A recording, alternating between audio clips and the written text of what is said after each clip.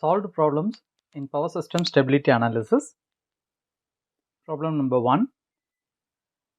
A three-phase generator delivers 1 per unit power to an infinite bus through a transmission network when a fault occurs. So the maximum power which can be transferred during pre-fault, during fault and post-fault conditions are 1.75 per unit, 0.4 per unit and 1.25 per unit. Find the critical clearing angle. Solution. So the maximum power for these three categories are given. So the maximum power Pmax1 is 1.75 in the pre-fault condition and Pmax2 is 0.4 during fault condition and Pmax3 is 1.25 per unit, which is the post-fault condition. So initial loading conditions are the mechanical power is equal to 1 per unit and the initial angle is del is equal to del naught. So using this, we are going to draw the power angle curve. Consider power in y-axis, electrical power in y-axis and the angle del in x-axis. And we assume the initial loading condition mechanical power equal to 1 per unit. So draw a line, a constant line which represents the mechanical power Pm, and this is 1 per unit.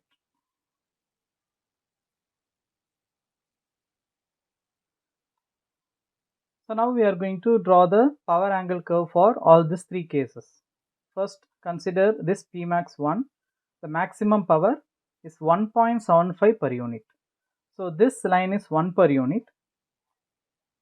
So the maximum power during the pre-fault condition will be little higher than the 1 per unit. So this curve is PE1.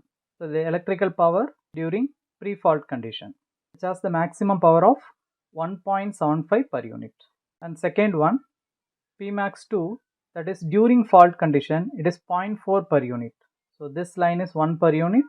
So less than that, 0.4 per unit, and this is your PE2.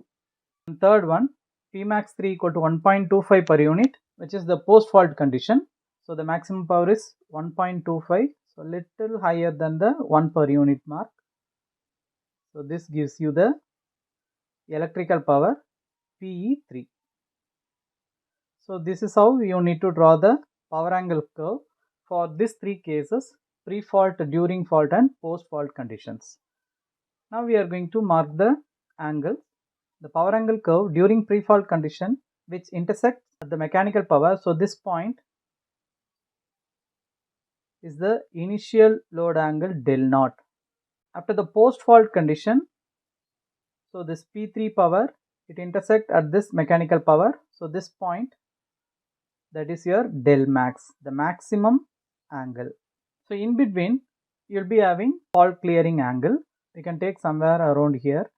So this is your the fault clearing angle del CR. So now we can mark the area. So this is area 1.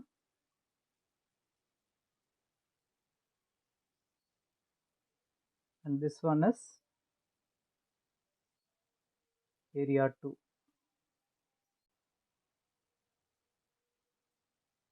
Area 1, area 2.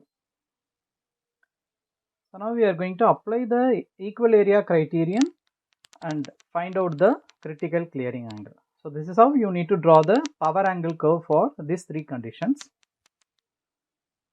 So the power angle curve will look like this. And now the electrical power is given as Pmax into sin del. So where PE1 equal to Pmax1 into sin del, where Pmax1 is 1.75, so PE1 equal to 1.75 into sin del. Similarly, PE2 is 0.4 into sin del and P3 is 1.25 into sin del. Now, at del is equal to del naught, the mechanical power is equal to the electrical power PE1. So this point, at this point, that is at del is equal to del naught, the mechanical power is equal to the electrical power PE1. So under this condition, the mechanical power equal to 1.75 into sine del naught. We can equate this electrical power equation P1 equal to 1.75 into sine del. We can replace this P1 as Pm. At this condition, del is equal to del naught. So substituting this del is equal to del naught here. So from this, sine del is equal to Pm divided by 1.75. And we know that this Pm is 1.0 per unit. So substituting that, you'll be getting del naught equal to sine inverse of 0.571, which is equal to 0.608 radian.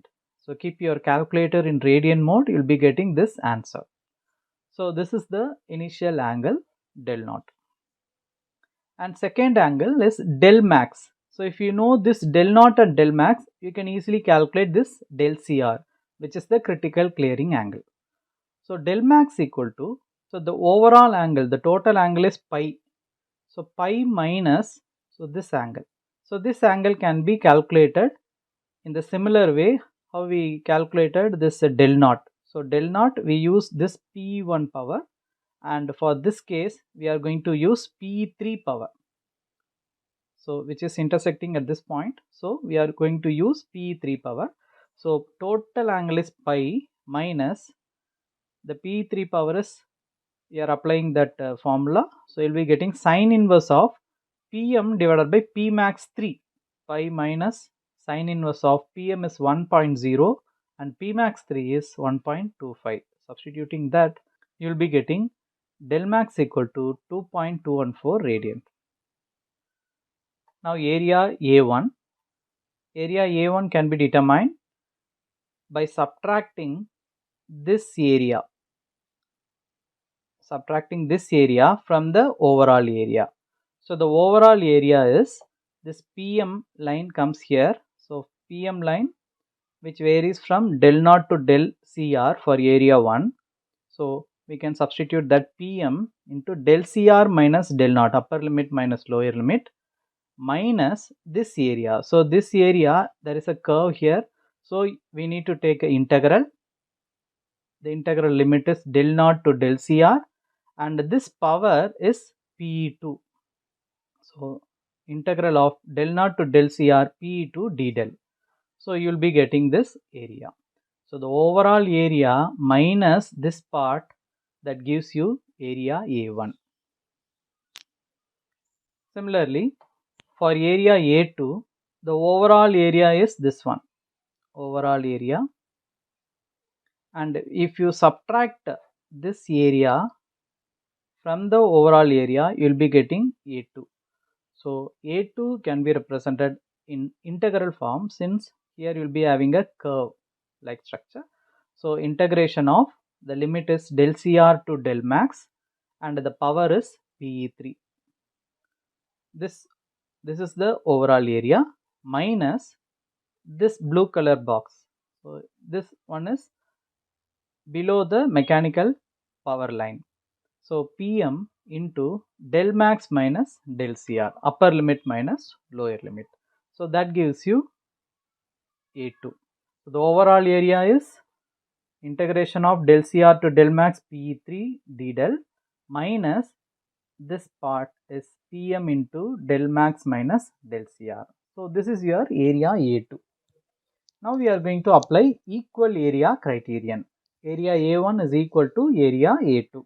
So substituting the above equation here, multiply this Pm inside the bracket, we'll be getting Pm del Cr minus Pm into del naught plus P2. So P2 is nothing but this 0.4 into sine del. This 0.4 is P max 2. So keep that P max 2 as it is. Finally, we are going to substitute these values. So P max 2 into sine del, taking integration of sine del, it will be minus cos del. So P max 2 cos del Cr upper limit minus lower limit. So lower limit is P max 2 into cos del naught. Okay, and there is one more minus here. So minus and minus get cancelled. So you will be getting a positive sign here. And that will be equal to integration of P3 d del. So P3 is P max 3 into sine del. So P max 3 sine del integration is minus cos del.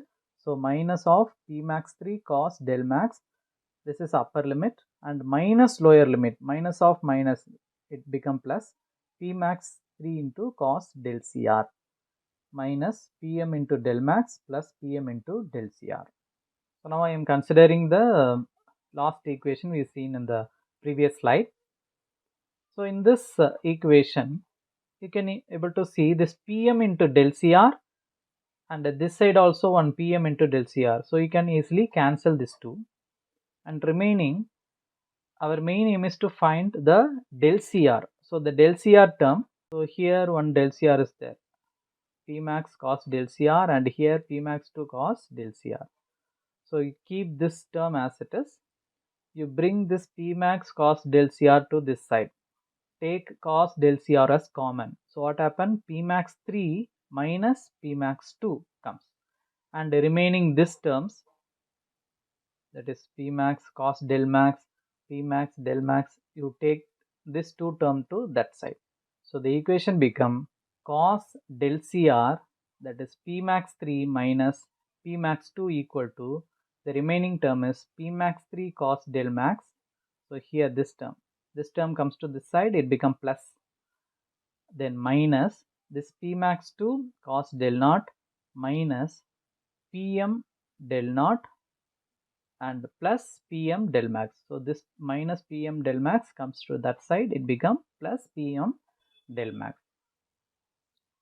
Now cos del Cr equal to this overall term divided by this P max 3 minus P max 2. Okay, now we are going to substitute the P max values here, P max and Pm value.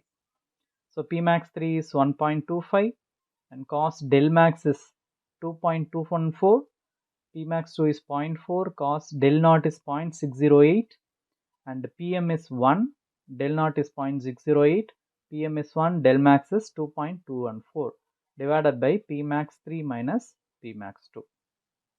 So simplifying this, we will be getting cos del Cr equal to 0.6211 radiant. Therefore, del Cr equal to cos inverse of 0.6211, that will be equal to 0.9 radiant. So this is the critical clearing angle.